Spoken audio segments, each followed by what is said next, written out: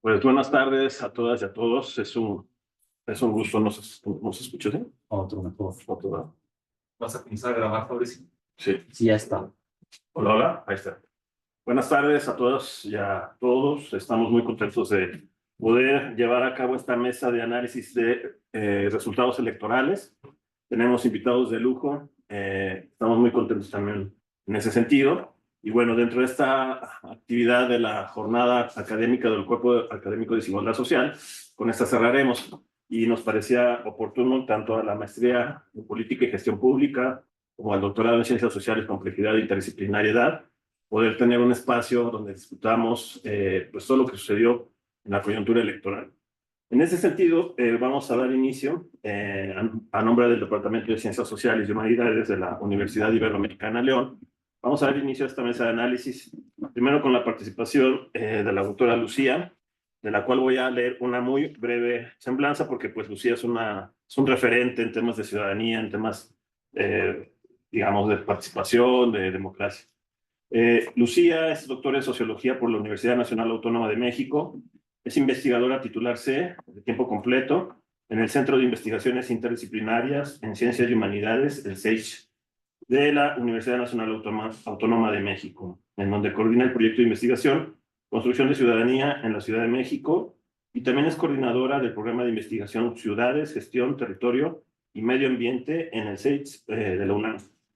Sus principales líneas de investigación son ciudad y ciudadanía, procesos políticos en grandes ciudades y democratización. Lucía, ¿nos escuchas? Sí, perfecto. Bienvenida, muchísimas gracias por aceptar la invitación. Adelante, tienes 15 minutos. Al contrario, muchas gracias a ustedes. Es un gusto poder participar en este intercambio. Bueno, como se trata de un análisis de un proceso muy reciente y bueno, que en muchos sentidos nos dejó sorprendidos y sorprendidas, creo, a buena parte de la población. Bueno, definí rápidamente unas líneas para proponer para el análisis. Primero, nomás recuperar algunas cifras reveladoras del proceso electoral. Primero, el haberse constatado una altísima participación ciudadana en las urnas, cerca de 36 millones de personas, que bueno, es una cifra de la más alta registrada en las últimas 3 décadas, ¿no? Por otro lado está el triunfo de la candidata de Morena con casi 60% de la votación. También tenemos el triunfo de este partido en el Congreso de la Unión, con una mayoría calificada en la Cámara de Diputados y casi la misma mayoría en el Senado. Tenemos también el triunfo de este partido, de esta coalición, en la gran mayoría de las gubernaturas. 7 de las 9 en disputa, incluyendo algunas donde nunca antes había gobernado Morena, como es Yucatán, ¿no? Un triunfo contundente también de Morena en la Ciudad de México, en donde el panorama se veía un poco complejo, digamos, por la tensión interna. Sin embargo, bueno, la candidata de la coalición logró superar por 13 puntos de diferencia a el candidato de la coalición PRI-PAN-PRD. También un triunfo contundente de Morena en 9 de las 11 alcaldías en disputa en la Ciudad de México. Aquí recuperó Morena 3 alcaldías perdidas en 2021 y accedió a una nueva que no tenía en su poder, que era Álvaro Obregón.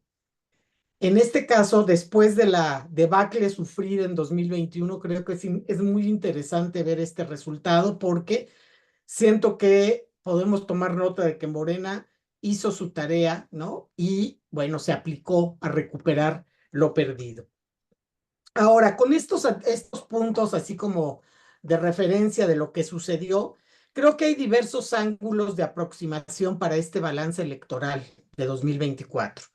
El primero, yo diría, ¿a qué se debió el triunfo arrollador de la izquierda liderada por Morena? Es una primera, pues, pregunta y punto de reflexión.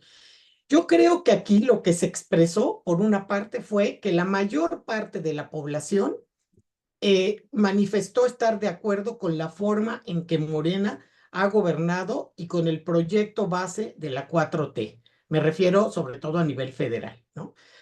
También está el acuerdo de las mayorías en la continuidad de Morena al frente de él y los gobiernos, tanto federal como estatal y como municipal, y que todo esto manifiesta una especie de acuerdo tangible con el proyecto de la 4T en cuanto a las prioridades que este manifestó a lo largo de 6 años.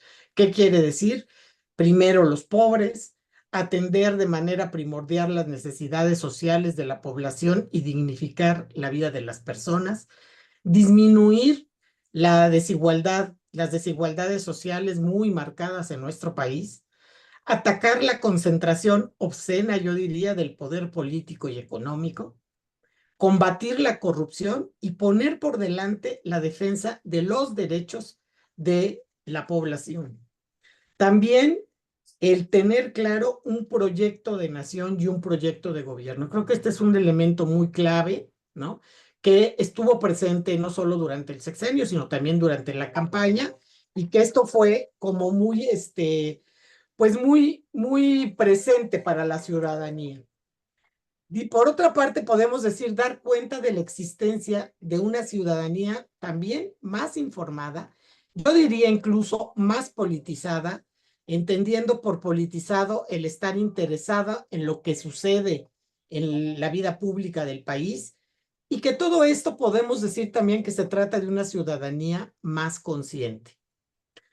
También existe la constatación de un avance en lo que el propio Andrés Manuel López Obrador y algunos analistas como Sergio Tamayo ha llamado lo de la revolución de las conciencias, ¿sí? Dar cuenta y comprender ese proceso de formación de los proyectos políticos y de su maduración, así como de lo que históricamente se ha ido generando, a esto me refiero y se refieren ellos con la revolución de las conciencias, en un conjunto que se traduce en el mediano y largo plazos en distintos grados de formación de las conciencias hasta poder llegar a un cierto nivel donde se puede percibir ya un cambio significativo. Esto quiere decir que la búsqueda de una formación de conciencia significa como la construcción del sujeto que avanza hacia una elevación, a una percepción mucho más desarrollada, ¿no? Entendiendo por ello también ya la formación y asunción por parte de la población de nuevos valores y creencias, de nuevas reglas del juego y de distintos entendimientos que permiten llegar a una interpretación distinta de los procesos democráticos en el país, ¿no? La conciencia en este caso es entendida aquí no como un hecho individual, definitivamente, sino como una construcción social y un producto de procesos y de múltiples dimensiones. Esto último es una cita que hago de Sergio Tamayo. Segundo tema, podríamos decir, ¿a qué se debió en cambio la derrota e incluso pongo entre paréntesis la debacle de la llamada oposición y en general de la derecha y el conservadurismo? Yo aquí apuntalaría solamente algunas cuestiones como muy clara la ausencia real de un proyecto de país y de gobierno que no fueron capaces de articular y menos por lo tanto de transmitir ni durante 6 años y tampoco en la campaña. Por otra parte, la articulación artificial, inconsistente y frágil de una alianza electoral carente de identidad política, sin ejes programáticos consensuados, sin una estrategia política en el corto y el mediano plazo, y también, lamentablemente, sin liderazgos sólidos y legitimados.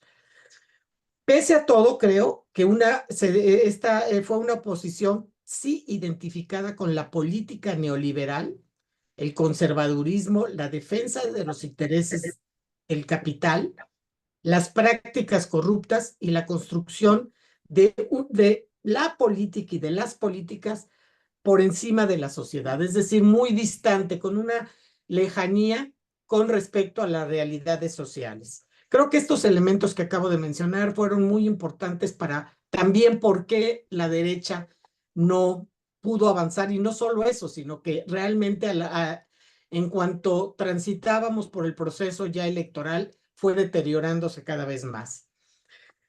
Finalmente, ¿qué balance es posible hacer del propio proceso electoral de 2024, tanto como un acontecimiento, como un resultado también del proceso? Yo diría lo siguiente.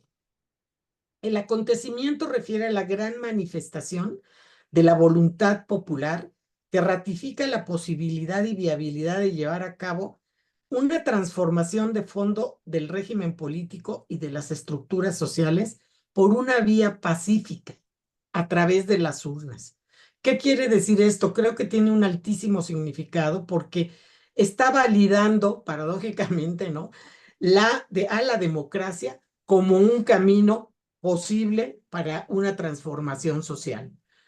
También podemos hablar en este punto de la manifestación de la voluntad popular, claramente por el cambio y por la necesidad de la transformación de las condiciones imperantes en las últimas décadas en el país. ¿Qué podemos decir que se expresa de y en el largo plazo? Yo diría que el proceso electoral de 2018 y sus resultados no responden definitivamente a aspectos solamente coyunturales, sino que es más bien el resultado de una trayectoria, un proceso de largo aliento que yo pienso que viene por lo menos desde el año 2000, ¿no?, con la alternancia política en el país, en el transcurso del cual el proyecto de Andrés Manuel López Obrador se fue gestando y desarrollando hasta ir logrando una mayor consistencia y visibilidad.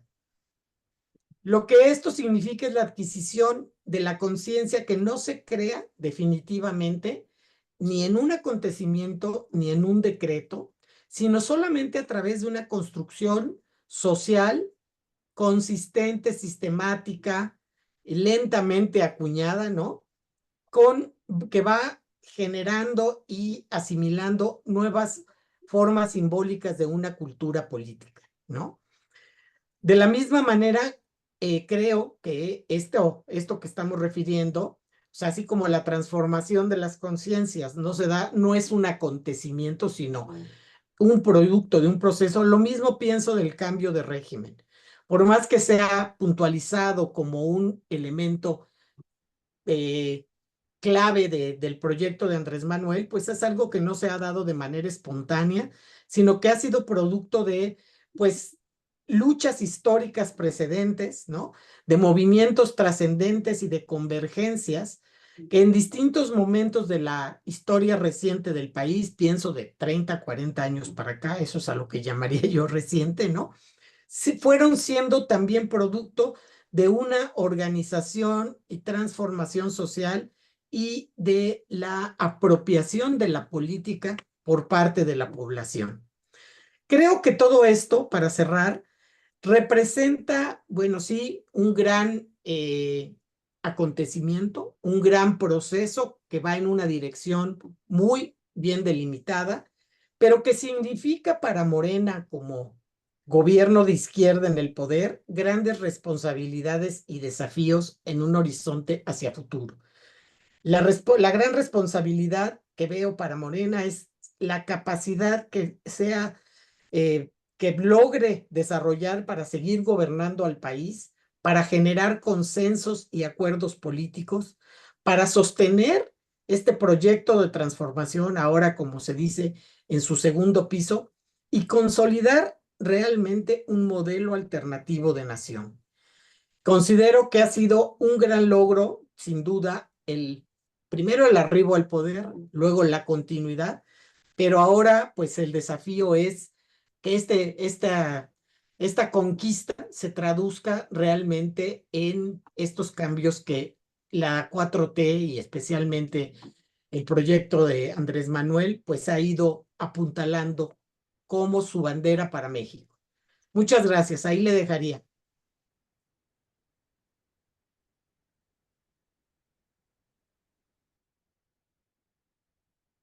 Muchas gracias, Lucía. Vamos a darle la palabra de inmediato al doctor René Torres Ruiz. Voy a leer una muy breve semblanza, también de una muy amplia trayectoria. René Torres Ruiz es doctor y maestro en Ciencia Política por la Universidad Autónoma de Barcelona, licenciado en Ciencias Políticas y Administración Pública por la UNAM, profesor investigador de tiempo completo en el Departamento de Ciencias Sociales y Políticas de la Universidad Iberoamericana Ciudad de México y miembro del Sistema Nacional de Investigadores del CONACYT, nivel 2. Miembro regular de la Academia Mexicana de Ciencias y coordinador del libro que presentamos en la mañana, Los partidos políticos en México a través de las elecciones presidenciales 1988-2018. Muchas gracias también, René, por aceptar la invitación y la consolamos. Muy bien, muchas gracias nuevamente, Gerardo y Otón, por la invitación a participar el día de hoy aquí en este foro de análisis sobre lo que aconteció el reciente 2 de junio. Yo voy a leer un texto que escribí, se publicó en una revista, la revista Ibero de Ciudad de México. Es un texto que me pidieron justo para hacer una reflexión, ¿no?, sobre lo que sucedió hace unos cuantos días, así que lo leeré y después a lo mejor ya tendré tiempo de aclarar o de profundizar en algunos aspectos. Doy paso a la lectura. El domingo 2 de junio de 2024, México vivió las elecciones más grandes de su historia. Ese día estuvieron en disputa más de 20,000 cargos de representación popular, entre ellos el de la presidencia de la República. Esta coyuntura es histórica no solo por la magnitud de la elección, sino porque México, por primera vez en sus 200 años de vida independiente, tendrá una presidenta, incluso antes que Estados Unidos y Canadá, dos países demócratas por antonomasia. Y así fue, de manera categórica. Claudia Sheinbaum Pardo ganó la titularidad del Poder Ejecutivo, una académica y científica experta en medio ambiente que desde hace algunos años ha militado en el flanco izquierdo de nuestra geografía político-ideológica. Una mujer que por más de 2 décadas luchó al lado de Andrés Manuel López Obrador por democratizar el país. Claudia Sheinbaum será, así, la primera presidenta en este país, y ese hecho representa muchas cosas. Una, principalísima, es que puede ayudar a transformar las estructuras de dominación que los hombres hemos tejido para imponernos a la otra mitad de la población, las mujeres. Esta victoria también constituye la continuidad del gobierno de quien ha sido, quizá, uno de los líderes sociales y personajes políticos más polémicos de las últimas décadas en nuestro país, pero también, con toda seguridad, uno de los mejores presidentes de México en los tiempos más recientes. Me refiero a AMLO. Sheinbaum ganó la elección con poco más del 59% de la votación, acumulando casi 36 millones de votos a lo largo y ancho del territorio nacional. Inclusive la clase media y media alta votaron por ella. Esta es la cifra más alta registrada en las 7 elecciones presidenciales más recientes, superando a su antecesor. Además, representa un triunfo rotundo, contundente, que no deja lugar a dudas de que la ciudadanía, en su gran mayoría, está de acuerdo con la forma en que se ha gobernado durante la presente administración López Obradorista. No puede uno dejar pasar este hecho, que a ciertos comentaristas o intérpretes de la realidad nacional les puede parecer menor o insignificante, pero no lo es. En realidad, el tsunami electoral que se volcó en favor de Sheinbaum habla de una ciudadanía consciente, enterada y clara de lo que quiere y por qué lo quiere. No hay tal polarización social, como tanto se dice y se argumenta, por lo menos, pienso yo, no en la dimensión que se nos ha querido hacer creer. Lo que hay es una mayoría deseosa de seguir impulsando y respaldando la Cuarta Transformación. Los resultados alcanzados en estos comicios nos hablan por igual de que México en los últimos tiempos ha cambiado de manera significativa. Nos dice simultáneamente que el régimen de privilegios que se instaló con los gobiernos del Partido Acción Nacional y el Partido Revolucionario Institucional durante el periodo neoliberal y que abarca más de 35 años, ya no puede seguir adelante simplemente, como dice Chamayó, un autor turco muy interesante, porque los de arriba ya no pueden y los de abajo ya no quieren. En otras palabras, la ciudadanía decidió desde 2018, cuando le otorgó el triunfo electoral a AMLO, ponerle fin a ese régimen de excesos y concentración ilimitada de poder económico y político y llevar a la sociedad mexicana por otra vía, una que ofrecía mayor equidad, justicia social y la construcción de un país más integrador, más comprometido con la necesidad y obligación de gobernar para todo el pueblo, de compartir la geografía nacional con toda la gente. Un país en donde los inconmensurables, como dice Wendy Brown, sean vistos y atendidos como es debido.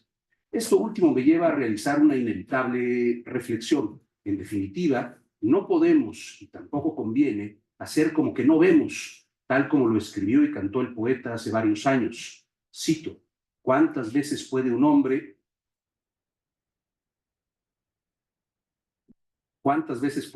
girar la cabeza y fingir que simplemente no lo ha visto? Bob Dylan, Dixit.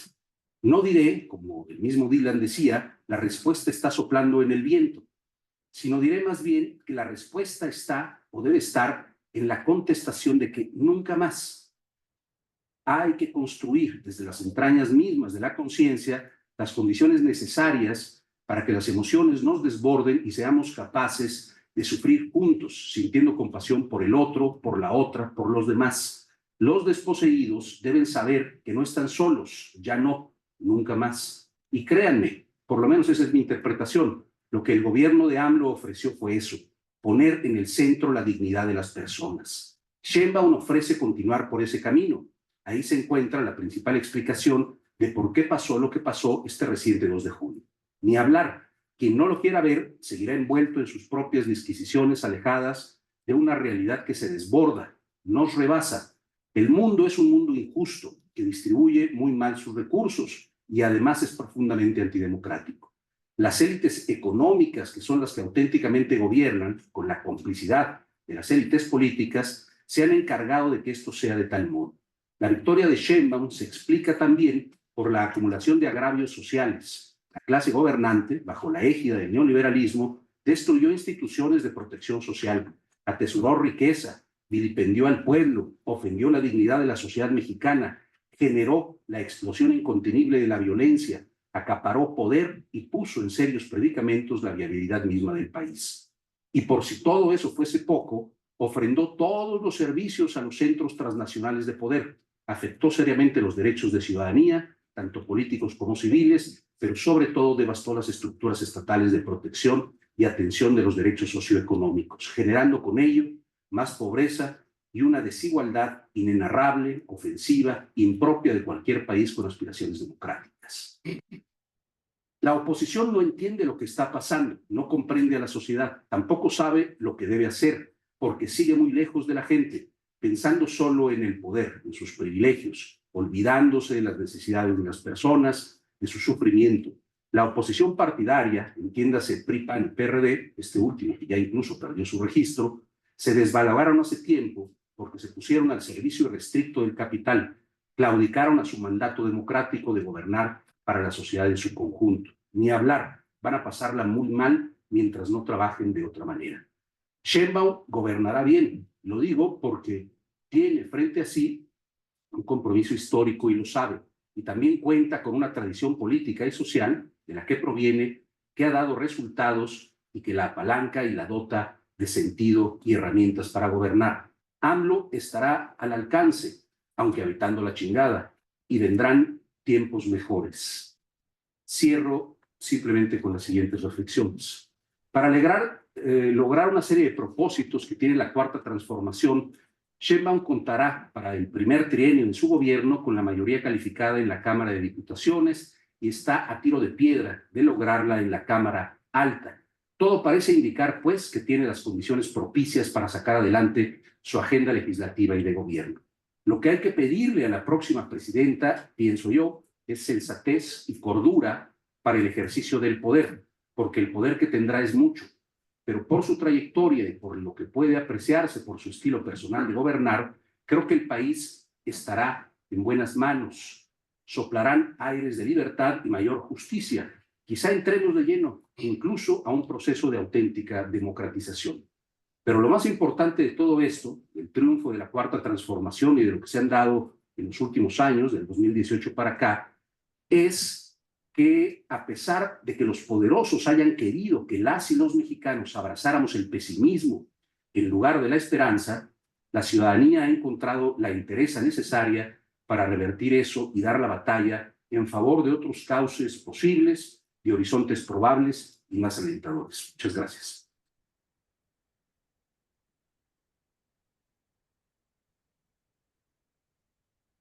Muchas gracias, René. Seguimos ahora con Otón. Otón Partido Lara es doctor en estudios latinoamericanos por la UNAM. Estudió la licenciatura en Relaciones Internacionales en la UNDAR Puebla y la maestría en Sociología Política en el Instituto de Investigaciones Dr. José María Luis Mora. En la administración pública laboró en distintas dependencias del gobierno capitalino y fue subdirector de Participación Ciudadana en el Centro Nacional de Prevención del Delito, perteneciente al Secretariado Ejecutivo del Sistema Nacional de Seguridad Pública. Actualmente es coordinador de la Maestría en Política y Gestión Pública de la Universidad Iberoamericana León, donde también edita la revista Piqueya del Departamento de Ciencias Sociales y Humanidades. Adelante, Edu. Muchas gracias. Bueno, creo que lo destacable, y eso es positivo, es que fue un proceso razonable dentro de lo que podría esperarse de un proceso electoral, pero hubo numerosos problemas. Creo que uno importante fue el deterioro de la calidad del debate público en algunos momentos, sobre todo en los debates. Creo que un turning point del debate es cuando le informaron a Xóchitl Gálvez que no se podía almacenar agua potable en el lago de Texcoco, y eso demuestra un terrible descuido, ¿no? O sea, una o un candidato presidencial no se puede presentar en un foro tan importante difundiendo ese tipo de información falsa, ¿no? Creo que coincido mucho con lo que decía Lucía, de la ausencia de una propuesta de la oposición, y era muy difícil saber con qué mensaje se identificaba en su conjunto, ¿no? Otro tema importante fue el rendimiento del gobierno y los programas sociales, que me parece que fue algo destacable. Quizá un error constante de la oposición es que las campañas negras no eximen del deber de proponer, ¿no? No se puede centrar una campaña electoral solo en los aspectos negativos, sino también decir cómo tú transformarías positivamente y de otra forma esa realidad. Se ha hablado de las encuestas, si fallaron o no fallaron, pues en realidad no fallaron. Las encuestas más serias siempre marcaron una diferencia muy amplia. Comentábamos con el doctor René ayer que en realidad las encuestas telefónicas nos sirven, digamos, como ciudadanos. La mejor forma de orientarnos es a través de la poll de polls, ¿no? O sea, la que hace como la medición de todas las encuestas, porque fue muy obvio que también fueron instrumentos de propaganda, ¿no? Entonces, en ese sentido, por ejemplo, Massey Caller, pues ya no debería ser probablemente contratada como encuestadora en ningún sentido. Creo que también la oposición le dio demasiado peso o un peso excesivo a las granjas de bots, un poco con la idea de inflar artificialmente una candidatura. Se habla mucho que cuando se retira López Obrador, lo cual es una pregunta relevante que yo creo que va a ocurrir después de 2024, pero todavía más relevante me parece la pregunta de cuándo se retira Claudio X, ¿no? Porque él lleva desde el 2000 incidiendo negativamente en el tema de las campañas.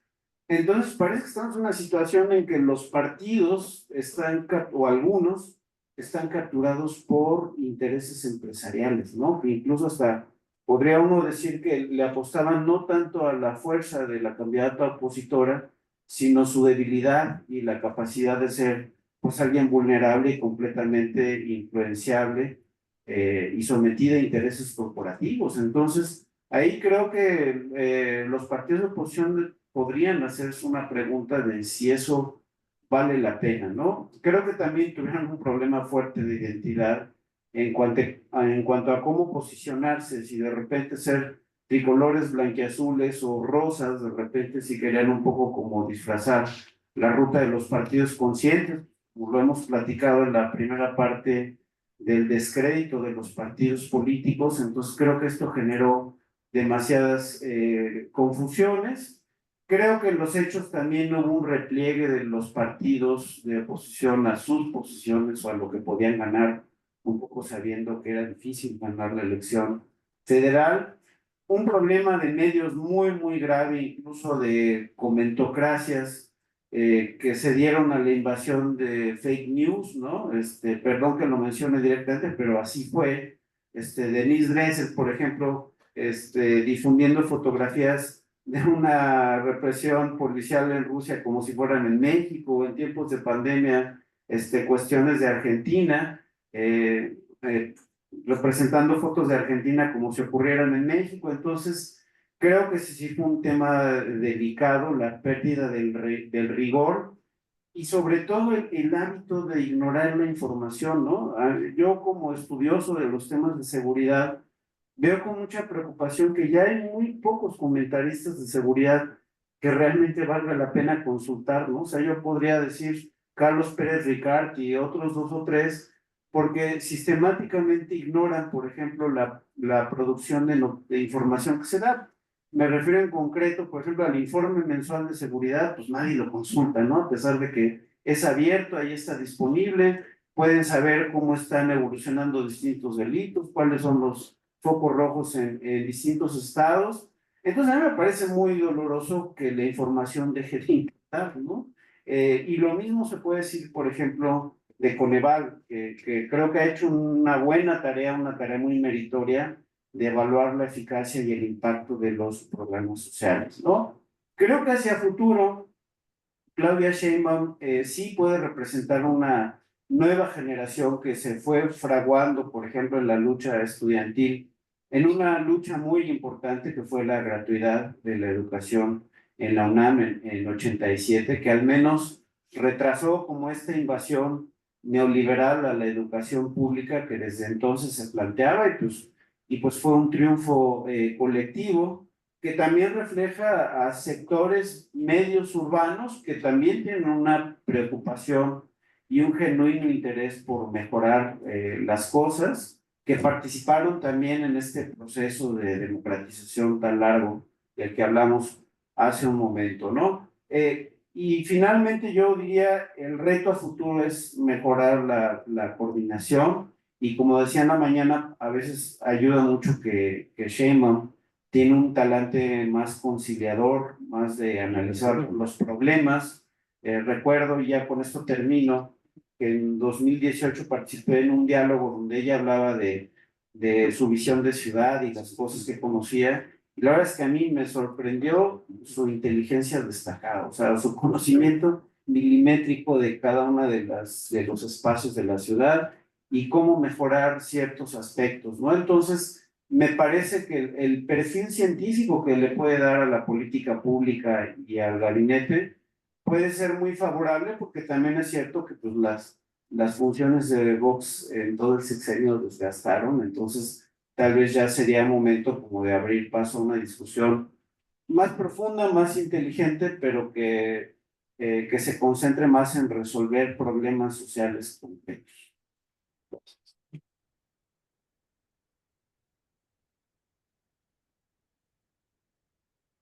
Muchas gracias por tu intervención, Otón.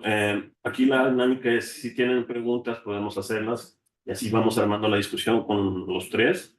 No sé si alguien tiene alguna pregunta. Empezamos con Ulises.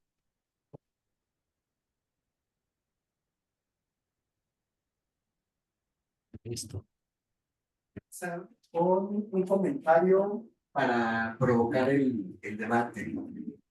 Claudia Sheinbaum romperá en los comos la parte más,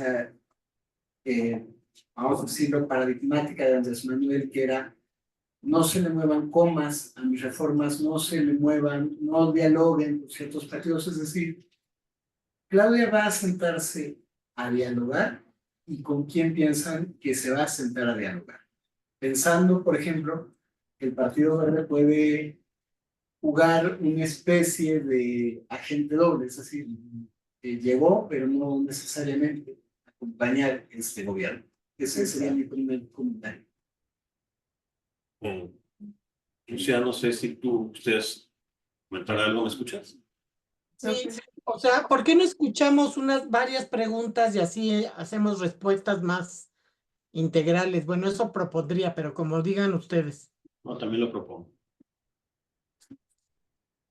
Bueno, de mi parte, gracias por su intervención acá. Qué bueno que estemos platicando de temas políticos actuales aquí en la Ibero. Y toda la jornada ha sido así, entonces celebro en este sentido. Dos cosas que les pido, les pregunto, ¿no? Por su opinión, su consideración.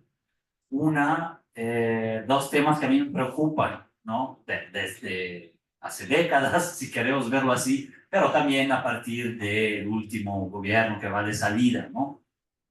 Los recursos y la reforma fiscal es uno. Yo creo que un gobierno que se dice o que se orienta a la izquierda no lo es plenamente sin un tipo de reforma fiscal altamente progresiva o progresiva según lo que realmente es factible en el país. Tampoco hay que compararse con necesariamente otras economías, etcétera, o que los países escandinavos o Europa, etcétera. Depende, ¿no? Depende de la realidad local. Pero en fin, sin ese tema que está siendo, digamos, todavía procrastinado, no está totalmente en el centro, pero sí de la agenda de muchos analistas, medios, etcétera, sí, y se habla de eso después. Yo creo que después va a ser prácticamente una necesidad.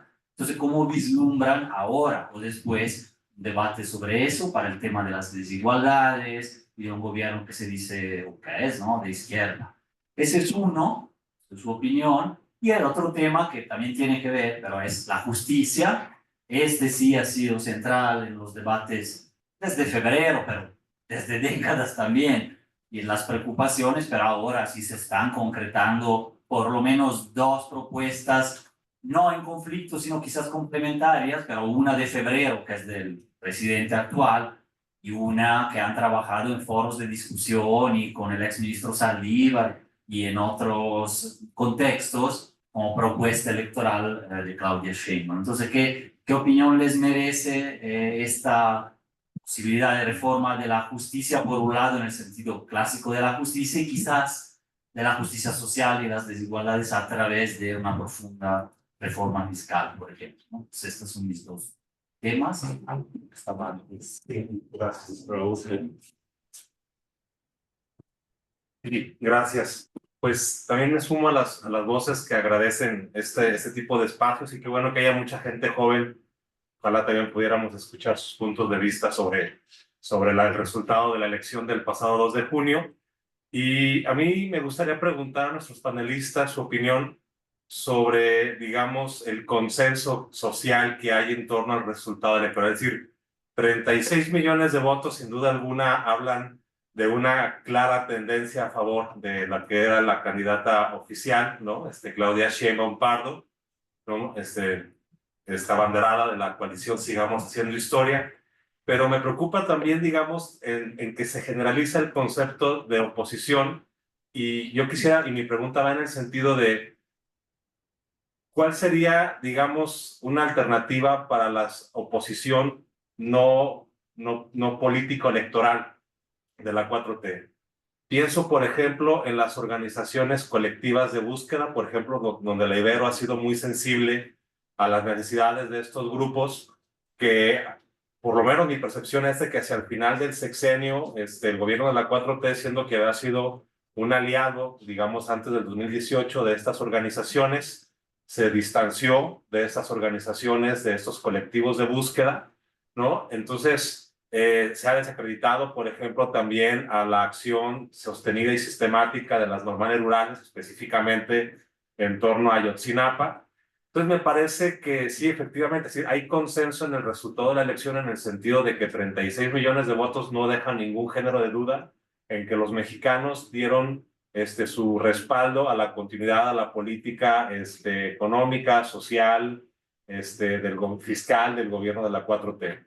Pero hay organizaciones, hay grupos, hay colectivos que tienen, creo yo, una preocupación legítima, pues por el vuelco militarista, ¿no?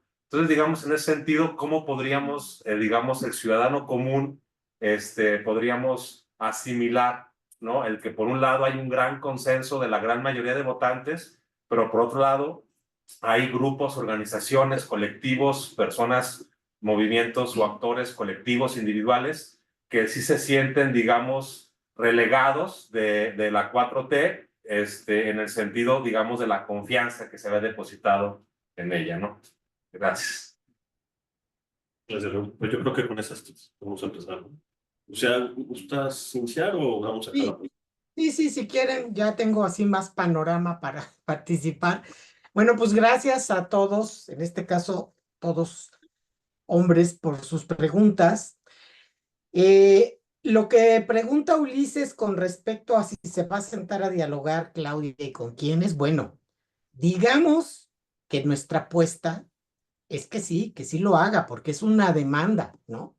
Una demanda que viene desde el gobierno de Andrés Manuel, que a veces en algunos ámbitos se logró y se avanzó y en otros no, ¿no? Creo que los indicios que da Claudia para esto muestran que es probable que ella sí abra más esto, porque inclusive ahorita pensando en la reforma judicial, lo ligo con eso, ¿no? O la propuesta de reforma judicial, ella misma ha propuesto que se abra un parlamento abierto, ¿no? Que no estaba considerado necesariamente. Para poner un ejemplo, siento, bueno, está tomando apenas las riendas del asunto, todavía ni siquiera es la presidenta, pero creo que lo que ha hecho estos 2 últimos meses y especialmente lo que ha hecho desde que se declaró su triunfo en las urnas, pues es eso, es ir y hablar con los distintos grupos, no solo política, digo, tendencias políticas partidarias, ni mucho menos, sino con distintos grupos sociales, económicos, ¿no? Y también, bueno, no sé, territoriales. Hay muchas maneras en que se puede distinguir la diversidad social y política del país. A mí me da la impresión que sí. No sé con quiénes, esperaría que fuera pues con la mayor parte de los grupos y tendencias políticas y sociales que hay en el país, ¿no? Lo que pregunta el otro compañero de camisa café, no dijo su nombre, pero bueno, con respecto a el tema de sí creo que ninguno lo dijo más que Ulises, ¿eh? A la reforma fiscal, creo que bueno, en términos generales estamos completamente de acuerdo que la cuestión de la reforma fiscal es un punto inalienable para pensar en la redistribución, ¿no? Económica y en combatir de cierta manera las desigualdades. Esto se le viene, digamos, requiriendo y demandando a la 4T y en específico a AMLO desde la toma de poder en 2018. Él fue reacio, como todos sabemos, precisamente a lo que se llamaría una reforma fiscal. ¿Por qué? Yo no tengo la claridad, pero intuyo que lo que tiene que ver es con que hubo acuerdos previos, ¿no? Con precisamente sectores empresariales, de las élites económicas, donde asumió no necesariamente lanzar una reforma fiscal, pero sí pedir a cambio otro tipo, digamos, de apoyos, de consensos para el proceso propio de la 4T. Creo que, sin embargo, una de las cosas interesantes que sí se hizo fue esto que empezar a hacer cuentas con los deudores, ¿no? De los grandes empresarios, ¿no? Los grandes representantes de la élite con respecto al fisco y a empezar, pues, a presionar para que ellos pagaran. Entonces, no es una reforma fiscal, definitivamente no, pero creo que fue la manera en que él, digamos, encontró una mediación para esto.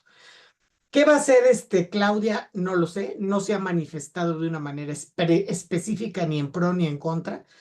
Es una cosa que yo creo que también va a encontrar una mediación, porque ella, pues como ya lo hemos visto en estas 2 semanas o 3 que han sucedido a las elecciones, ha tenido ya varias entrevistas con gentes, bueno, del sector privado de altos niveles, y yo me imagino que el tema fiscal es una cuestión que, igual que el de la justicia, va a tener que ser tratado con firmeza, pero con pinzas y con mediaciones, ¿no?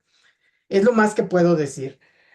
Y con respecto a ahí mismo, a este mismo compañero sobre la reforma de la justicia, bueno, primero yo creo que hay que diferenciar un poco porque la reforma del sistema de justicia es una cosa y creo que la reforma que se está planteando en principio es la del poder judicial propiamente, ¿no? Que no es lo mismo, si son 2 dimensiones distintas, aunque estén completamente implicadas. Mi opinión es que es indispensable hacer la reforma. Claro que sí, o sea, se ha demostrado con creces desde hace mucho tiempo, pues, no solo la corrupción que hay en el interior, sino la parte, arbitraria, la parte oscura con la que ha funcionado históricamente la justicia en nuestro país. Y el Poder Judicial también, o sea, es un poder que no da cuentas, que no rinde cuentas. Entonces, desde luego que sí es tan importante y hay que reconocerle su valía y digamos, la fuerza que debe tener como el tercer poder uno de los tres poderes de la República. También creo que debiera ser en una democracia un poder que abra más, que rinda cuentas, que sea más transparente, y en ese sentido creo que la reforma, al Poder Judicial, bueno, no tiene vuelta de hoja. Si es en los términos que va o no, esa es otra historia, y es que creo que para eso, bueno, sí, se necesitan procesos de discusión largos y a profundidad para poder ir estableciendo las mediaciones, los matices con los cuales se podrá realmente llevar a cabo una reforma en este poder, ¿no? Finalmente, con respecto al otro compañero, también de la camisa verde le puse porque tampoco dijo su nombre, ¿no? Dice, con respecto a esta cuestión que me parece muy interesante tu pregunta, o sea que es inapelable, digamos, lo que nos dicen los números y el resultado propiamente del proceso electoral. El punto es, ¿esto qué significa para minorías más allá del proceso electoral, ¿no? Y de los partidos, que también son actores políticos importantes, que también tienen luchas sociales en curso, que algunas han sido, digamos, atendidas y otras no, y que yo creo que, pues sí, indudablemente lo que debiera hacer Claudia sí es atenderlos, ¿no? Incorporarlos. Creo que Andrés Manuel fue muy selectivo en esto, dejó efectivamente fuera, como mencionaste, a varios sectores, aunque también sí estableció acercamiento y diálogo con algunos otros.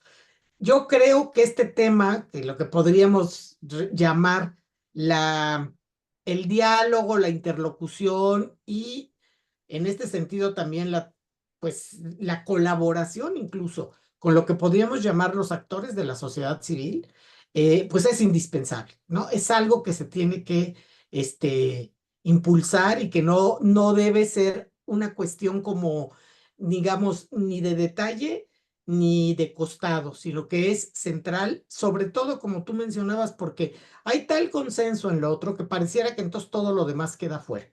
Y no, de aquí nos metemos también el problema de las diferencias y de las minorías. Y creo que en ese sentido esperaríamos que la presidenta electa, pues sí, le entre más a fondo en esta dimensión. Muchas gracias. Bueno, gracias por las preguntas. A ver, ¿qué creo yo? ¿Que Claudia Sheinbaum se sentará a negociar? Estoy convencido que sí. De hecho, creo que Andrés Manuel López Obrador lo hizo de manera efectivamente quizá más selectiva, porque el entorno político que le toca a él es distinto. Él tenía que entrar, déjenme ponerlo así, como punta de lanza, a tratar de transformar una serie de estructuras, de mover una serie de procesos, instituciones. No se escucha, ¿verdad? Creo que no está funcionando bien. Sí. Esto es medio raro. No prende. No. Bueno, perdón, gracias. No, yo decía que creo que sí, efectivamente, Claudia se sentará a negociar. Pienso que sí, es una mujer que ha mostrado ser receptiva, ¿no? Y que me parece que conoce bien el mapa de actores políticos, sociales en nuestro país. Entonces, creo que ella, por su perfil, por su trayectoria, hará eso. Decía también que Andrés Manuel López Obrador quizá no lo hizo en la dimensión que uno hubiese esperado, porque tenía que ser punta de lanza, digamos, para abrir un entorno distinto, adverso, muy complejo, donde finalmente tenía que poner el énfasis en sus negociaciones y en sus acercamientos con los actores que él consideró que eran, digamos, a los que debía de atender más en esta primera fase de la autodenominada Cuarta Transformación, que son los grupos, o eran los grupos, digamos, tradicionalmente vulnerados desde la política social.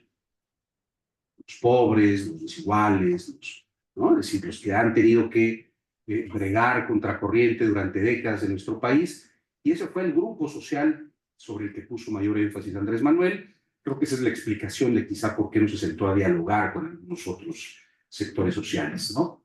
La reforma fiscal, creo que no va una reforma fiscal progresiva, lamentablemente. Yo no lo veo en la agenda de Claudia Sheinbaum. Creo que, como decía Lucía, pues encontrará mediaciones y formas de avanzar.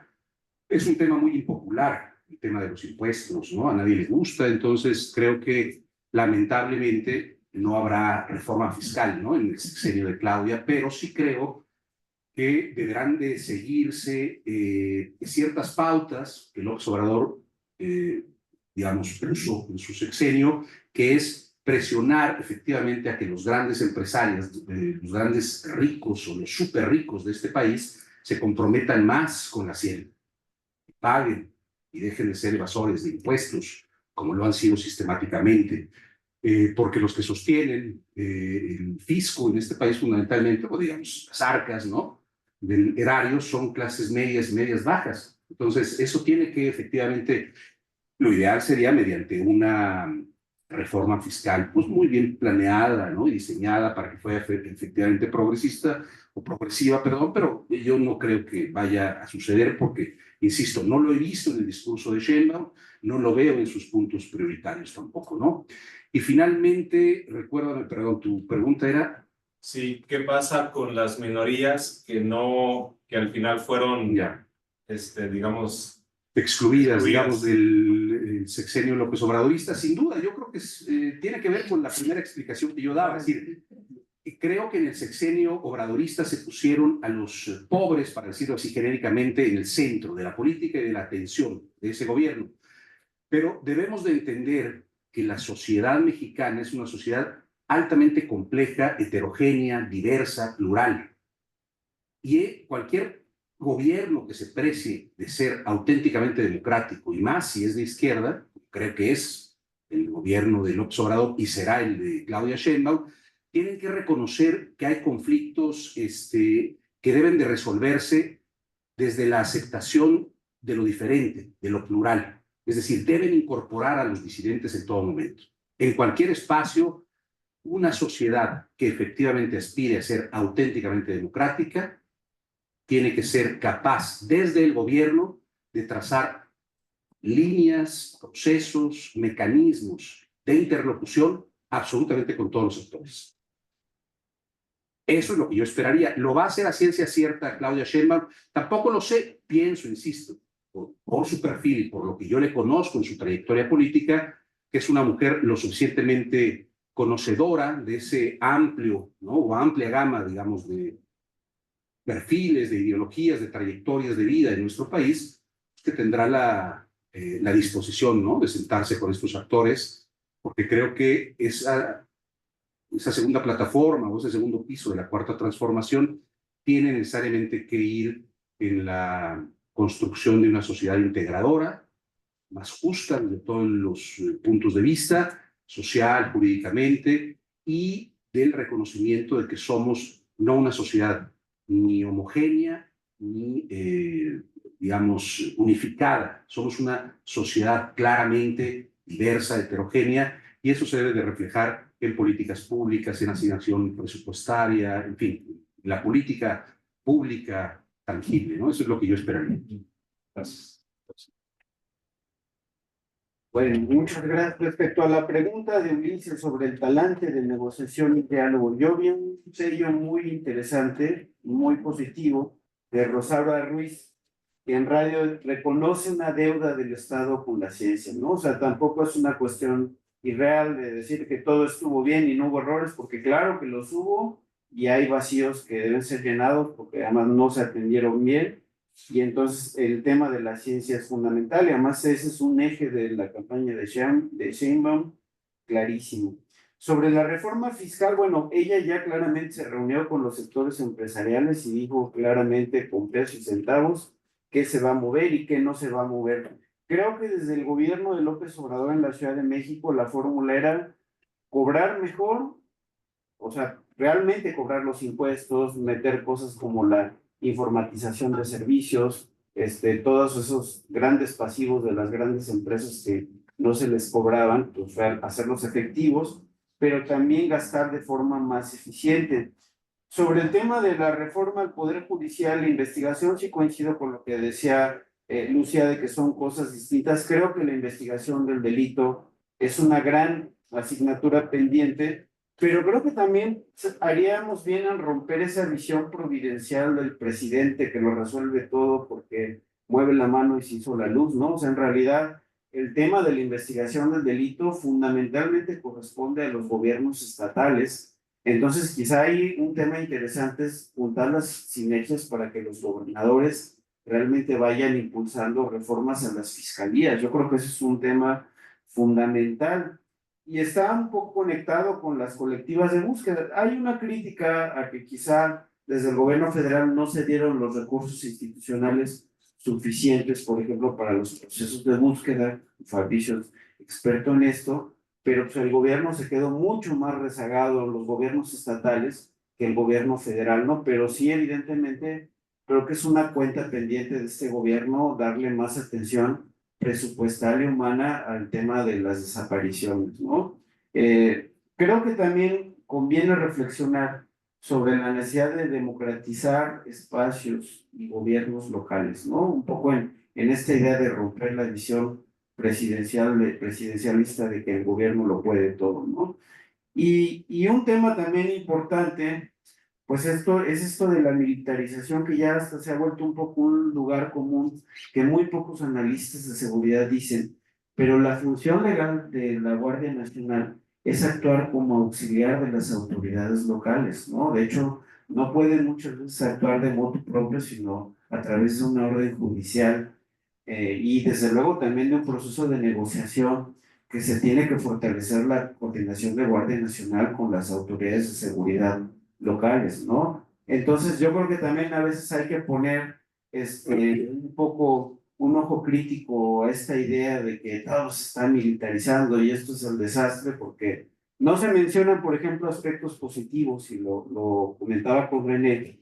Por ejemplo, hay un dato que se hizo público ya desde hace mucho tiempo que la Guardia Nacional rescató a 30,000 migrantes en un año. Entonces, no es una cuestión menor porque muchas veces en este complejo proceso migratorio las personas sufren secuestros y extorsiones por los grupos delictivos. Entonces, finalmente, la operación de una Guardia Nacional también puede contrapesar pues esta exposición tan terrible que tienen las y los migrantes sobre esta cuestión.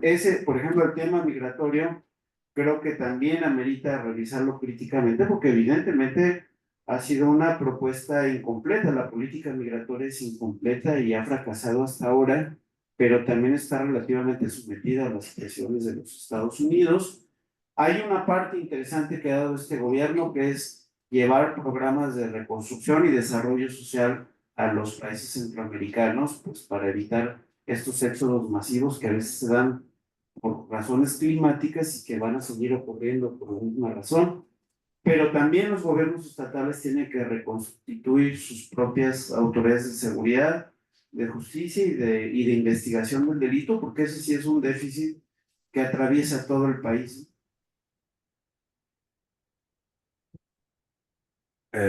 Hacemos otra ronda. Por favor, la compañera. Ahora son compañeros tus.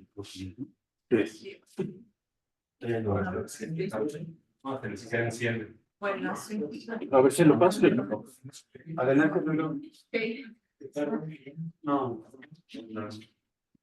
Bueno, pues buenas tardes y nuevamente gracias. Soy Lourdes Contró y yo tengo una pregunta así muy concreta que a mí me gustaría saber cuál consideran que será el costo político para Morena de integrar a sus filas a personas de corrientes políticas diferentes.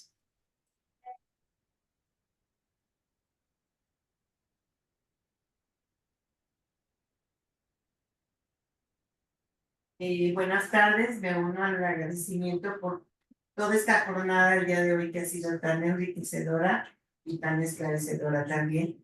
Mi nombre es Josefina Pantoja y bueno, a mí hay algo que me preocupa mucho porque pues lo vivimos día a día y ha estado, pues, sobre todo en la campaña, estuvo usándose inclusive ahí para ataques. ¿Qué tanto podrá hacer el nuevo gobierno con esta situación de inseguridad que se vive en mayor o menor grado, que está en crecimiento en todo el país, muy ligado con este asunto del problema del crimen organizado y del narcotráfico? O sea, desde su punto de vista, de su experiencia, de su conocimiento, tanto de la trayectoria de la doctora Claudia Sheinbaum como de la manera como López Obrador ha enfrentado las cosas, ¿qué considerarían ustedes que tendría que hacer o qué posibilidades tiene de maniobra, ¿no? O si no va a ser un gran lastre que le impida desarrollar el proyecto que tiene la doctora.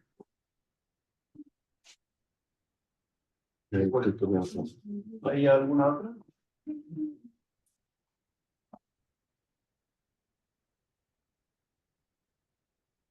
Hola, ¿qué tal? Buenas tardes. Yo me llamo Diana Laura y muy puntualmente quiero saber cuál es su opinión de las personas que ya, pues ya sabemos, van a empezar a acompañar el gabinete de Claudia Sheinbaum, ¿no? Ya supimos algunos nombramientos y bueno, simplemente saber cuáles son sus perspectivas de estos perfiles.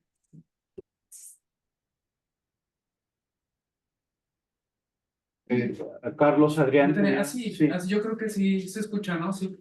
Yo soy Carlos y muchas gracias por la presentación. Gracias. Gracias por la presentación y por el espacio. A mí, añadir una pregunta a estas que fueron muy interesantes. Me gustaría saber su perspectiva sobre la cohesión que pudiera tener Morena o partido,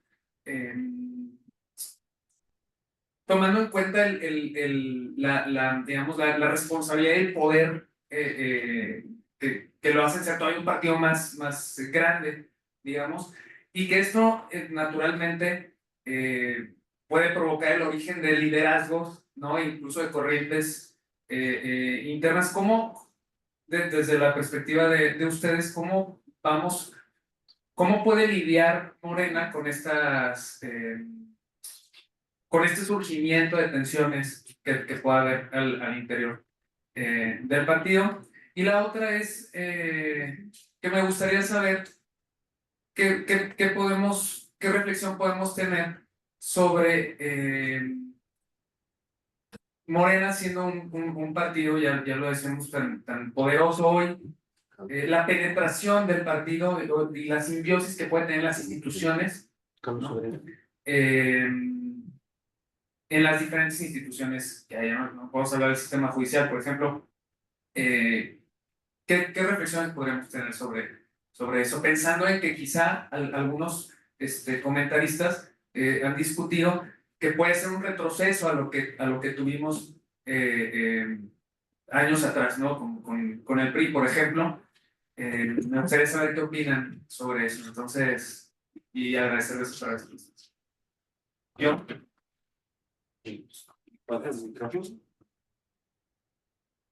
Yo siempre. Sí. O sea, adelante. ¿Me escucha? Hola, ¿Lucía? Ah, ¿ya? Ya. Ay, perdón, creí que iban a pasarle todavía a otra persona. No, claro que sí, muchas gracias. Bueno, siguen muy interesantes. Lo que dice Lourdes con respecto al costo político que puede tener para Morena el integrar políticos de otras corrientes, bueno, mira, es un costo, como hemos visto, y no solo con Morena, con cualquier coalición, siempre es un costo alto, porque como ya también mencioné ahorita en el balance que yo hacía de las elecciones, de uno de los déficits de la coalición, digamos, de Xóchitl Gálvez, del PRI, PAN, PRD, es precisamente la dificultad, digamos, de compartir, de tener una identidad compartida, una identidad política compartida, y que eso, bueno, siempre genera fisuras, ¿no? Por un lado. Por otro, porque también sabemos, muchos, digamos, partidos se coaligan con los grandes partidos también porque es una manera de sobrevivir, de mantenerse o de acceder al poder y no necesariamente por defender un proyecto. Entonces yo creo que el costo siempre es alto, puede ser alto, pero también depende mucho, como lo hizo Andrés Manuel hasta cierto punto, ¿verdad? De la fuerza que él, de la fuerza en este sentido que, pues el liderazgo principal o el núcleo más consolidado de la fuerza dominante, como en este caso Morena, logre tener para, pues, no solo negociar, sino también encauzar a los diferentes, a los que han sido parte de las otras tendencias políticas, hacia el proyecto central. No, sabemos que esto, bueno, es una perspectiva abstracta, teórica, casi, casi, pero y que, por ejemplo, en el caso de Andrés Manuel, le tocaron gente que no se pudo y que más bien se volvió muy complicada, como lo que fue Scherer, ¿no? Su consejero jurídico, etcétera, no voy a decir más, pero sí hay costos, pero esa es una cosa casi que inevitable. Yo creo que, no sé si ustedes ayer vieron, ayer hubo una entrevista muy interesante que le hicieron los llamados chamucos, o sea, el Fisgón, Helguera, etcétera, no, Helguera no, el Fisgón, Hernández y Rape a Andrés Manuel, una plática muy interesante que se les recomiendo que no la haya visto, porque justo lo cuestionaban este tipo de puntos, y él mencionaba que los riesgos siempre están y que no se puede ni evitar tener, digamos, una línea y llamar a ciertos principios, tampoco se puede evitar la necesidad del pragmatismo y del eficientismo. Entonces, una de las habilidades, no solo del líder, sino del núcleo central, insisto, político del partido o de la coalición dominante, es precisamente bueno, tratar de evitar que eso le rebase las políticas y los ejes, principios rectores más centrales, digamos, de la propuesta de gobierno, en este caso ganadora. Pero claro que puede haber riesgos y sí, desafortunadamente los hemos visto. Con respecto a lo que plantea Josefina Pantoja, con respecto al problema de la seguridad y el crimen organizado, aquí realmente me declaro incompetente para responderla porque es un tema complejísimo del que sé muy poco. Aquí le paso la estafeta al querido doctor Otón, que él tiene mucho más perspectiva sobre esto, más estudios, y yo no me atrevo porque lo que diría son puros lugares comunes. ¿Qué puedo decir? Bueno, pues es un gran desafío y hay que buscarle, pero este gobierno lo buscó por varios, digamos, caminos y no se logró o se logró a medias. ¿Por qué? Porque no nomás es un problema de la estrategia de gobierno, es un problema de la complejidad que tenemos en nuestro territorio, en este caso a nivel nacional y en ciertas regiones en particular, de cómo el crimen organizado en sus distintas versiones realmente se ha convertido en un poder fáctico muy fuerte. Entonces eso se lo dejo a Otón. Lo que menciona Diana Laura, ¿qué perspectivas vemos sobre el gabinete hasta donde se ha nombrado? Bueno, realmente, así visto grosso modo, solamente por la trayectoria que cada uno y una de quienes ahí están ahora y por el perfil y la formación, yo lo veo básicamente muy bien, ¿no?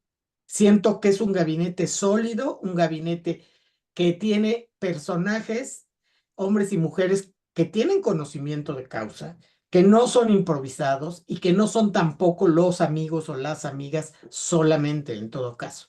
Sí hay ahí mucha experiencia acumulada y una formación que yo creo que es innegable. Entonces yo le apostaría a que eso va a funcionar en principio muy bien. Finalmente, lo que dice Carlos con respecto a ver si te entendí bien la pregunta, con la perspectiva que vemos en Morena como partido en cuanto a su responsabilidad, te entendí de que el haber ganado tanto poder, el estar acumulando tanta pues tantas instancias y dimensiones de poder, bueno, al mismo tiempo que es un gran logro para ellos, también está el riesgo de que muchos, incluso gente de la oposición lo ha dicho, de regresar a ese pasado de, pues, priista, de partido único, ¿no? De partido no hegemónico, sino único, que, bueno, anule las diferencias, anule las prácticas democráticas, etcétera. Bueno, creo que en eso sí es una ¿cómo se dice? Prueba de fuego para Morena, porque más allá, digamos, de lo que logren hacer las oposiciones que sobreviven, sí creo que tiene mucho que ver con poner, insisto, a prueba la vocación democrática de Morena. Vamos a ver hasta dónde, qué quiero decir con esto, de que abra las posibilidades a la intervención, la negociación, la participación de las minorías. Hasta ahí lo dejaría. Gracias.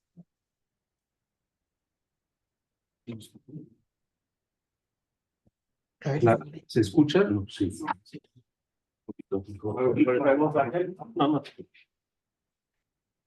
Ese, ¿no? Este es bueno, ¿no? Ya eran todos, ¿no? Sí, le acabó la batería. Entonces, trataré de hablar ahí lo... Se escucha, ¿no? Creo. Sí. Bueno, vean, yo, ¿qué creo? Personajes incómodos para Morena. Primero, gracias a Lourdes, Josefina, Diana Laura y Carlos por sus preguntas. Personajes incómodos para Morena por los nombramientos. Creo que el riesgo efectivamente existe, es parte del ejercicio del poder político, pero sí creo, y esto yo lo he pensado desde que Andrés Manuel tomó la presidencia de la República, y se empezaron a hacer mucho más visibles los perfiles, ¿no? Más significativos o en áreas estratégicas del Estado. Creo que sí se debe de ser cuidadoso desde la coalición gobernante de a quién incorporas en ese proyecto, porque esos son mensajes también. Si se quiere realmente reivindicar la izquierda, la democracia, efectivamente los riesgos de que se te cuele gente, y de hecho hay gente que está ahí, enquistada en los sistemas y en los aparatos de gobierno, pero no era necesario, por ejemplo, nombrar a Bartlett. Entiendo que Bartlett fue un buen operador y le sirvió y le fue de utilidad al gobierno de Andrés Manuel, pero no era necesario. Podías haber resuelto esa problemática o ese gran reto, digamos, de la CFE, buscando un perfil distinto, porque Bartlett es todo lo contrario a lo que se dice que se quiere representar desde la Cuarta Transformación. Está sonando, por ejemplo, el nombre de Alfredo del Mazo para ocupar un cargo en el gabinete de Sheinbaum. Si eso fuese así y se ocupa un cargo, sería un grave error. Son mensajes inapropiados. Y también, aunque yo reconozco que eso es parte inherente del ejercicio del poder, es decir, que tengas que negociar con actores con los que incluso no coincides ideológicamente en ocasiones, sí es también muy importante la parte simbólica y la narrativa y los discursos y los mensajes que se lanzan desde el poder. Yo ahí recomendaría simplemente ser mucho más cuidadoso de quiénes son los que van a acompañar el ejercicio del poder de Claudia Sheinbaum y de lo que se ha denominado Cuarta Transformación. ¿Cómo combatir al crimen organizado? Lo mismo, no es mi especialidad, simplemente decir cuál es la impresión que yo tengo. Creo que el planteamiento es correcto desde el obradorismo. El crimen organizado hay que combatirlo fundamentalmente, no solamente, pero fundamentalmente cambiando las estructuras sociales del Estado, atendiendo las causas que son, entre otras, no las únicas, pero causas fundamentales de todo este problema de la violencia y del crimen organizado, total y absolutamente descontrolado, el que haya vastas capas de la población en pobreza extrema, excluidos, en condiciones de desigualdad, de extrema vulnerabilidad. Eso lo tienes que resolver y seguramente los índices de violencia de la sociedad que resuelva esos problemas disminuirán también de manera significativa. No desaparecerán, pero pueden disminuir. Ese planteamiento lo hizo López Obrador y creo que es el planteamiento correcto. Seguir avanzando con los programas sociales, atendiendo las causas estructurales, ¿no? Y tratar de ir construyendo poco a poco, gradualmente, una sociedad más equitativa, más justa socialmente hablando y también desde la impartición y procuración de justicia. A mí que me parecen los nombramientos hasta ahora del gabinete muy buenos, me parece, los 6 que conozco, ha anunciado la semana pasada Claudia Sheinbaum, me parece que son muy buenos nombramientos porque acumulan efectivamente mucha experiencia y son mujeres y hombres probadas y probados ya en la experiencia y en el ejercicio del poder.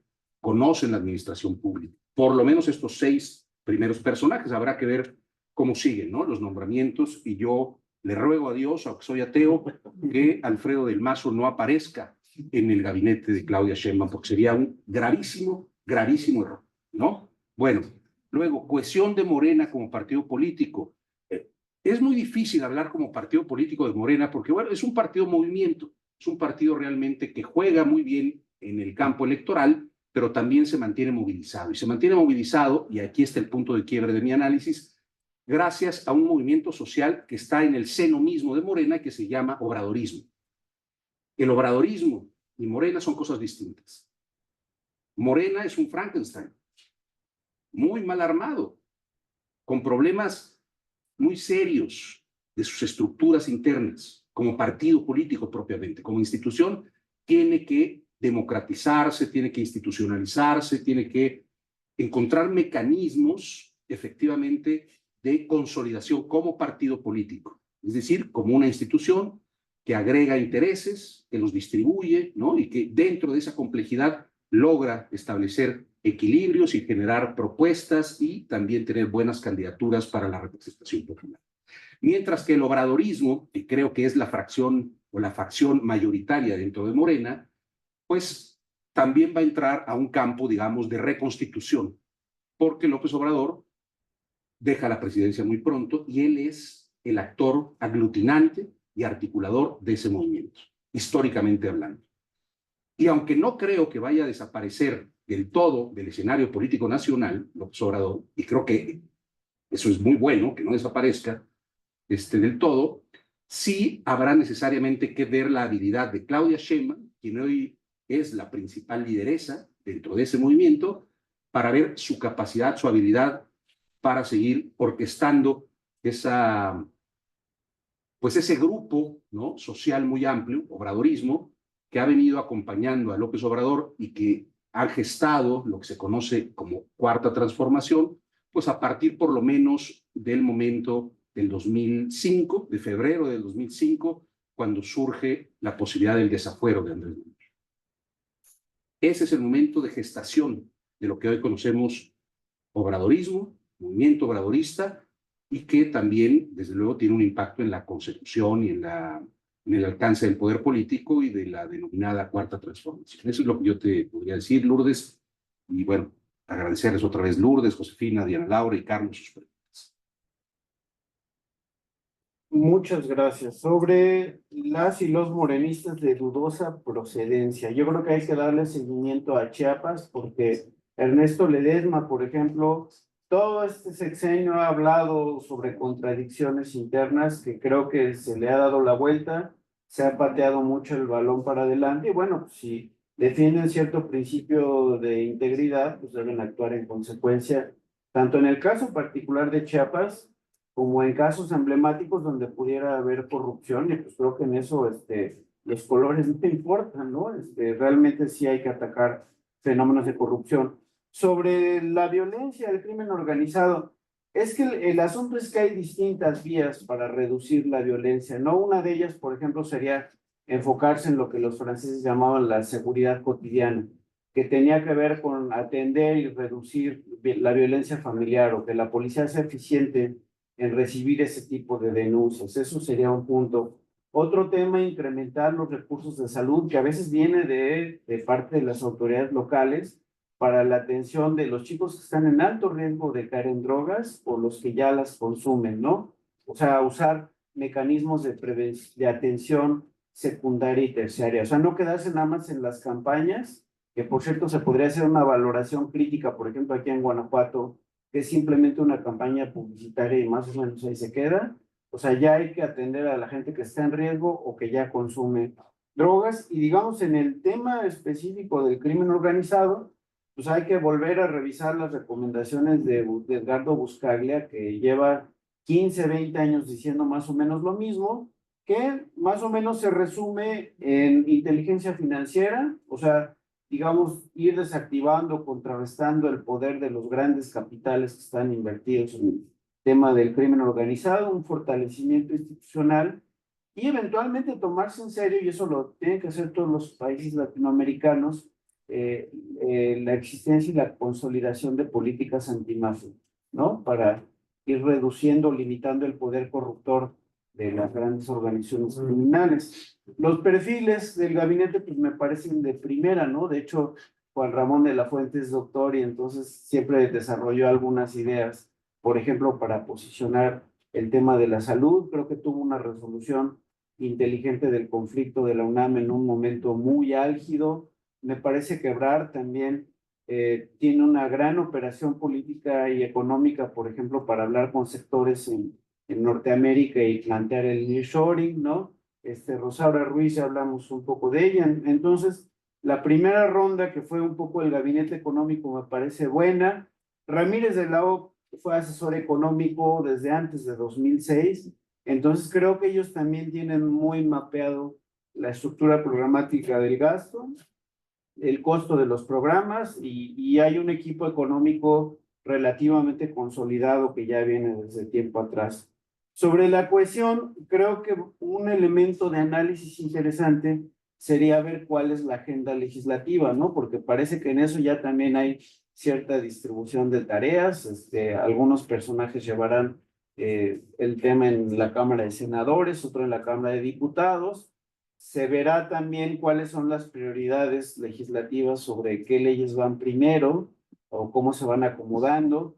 Va a ser muy interesante, por ejemplo, cómo acomodan en la agenda todo el debate del Poder Judicial y la Procuración de Justicia, porque hay que reconocerlo, o sea, hasta ahorita no creo que ningún presidente haya podido hacer una reforma exitosa y consecuente del minuto 1 al minuto 90, entonces va a ser bien interesante ver cuál es la agenda legislativa que se plantea, pero creo que es un tema que ya se ha discutido desde un tiempo para acá. Y bueno, creo que eso sería todo. Muchas gracias, doctores. Nosotros creo que con eso daríamos cierre a la actividad. Ha sido una jornada larga, pero muy productiva. Estamos muy contentos por parte del Cuerpo Académico de Desigualdad Social. Un poco cansado, Fabricio, pero lo veo bien. Y bueno, también agradecer mucho a René su visita. La verdad que se dio en el contexto de esta jornada, ¿no? La presentación también vino muy bien. Y pues a nombre de la Maestría en Gestión y Política Pública y también a Lucía, por supuesto, ¿no? Que pudo conectarse, ¿no? Muchísimas gracias, Lucía, por aceptar la invitación. Esperamos Gracias a pronto. ustedes, gracias a ustedes. Sí, bueno, pues de una vez los reconocimientos. Sí, al doctor René Torres, un aplauso por su... Aplauso para la doctora Lucía Álvarez, ya te haremos llegar el reconocimiento. Gracias, muchas gracias. Bueno, y también a nombre del doctorado en Ciencias Sociales, Complejidad Interdisciplina. Bien, muchas gracias por todo. Esperamos tener una jornada el año que viene. Muchas gracias. Gracias.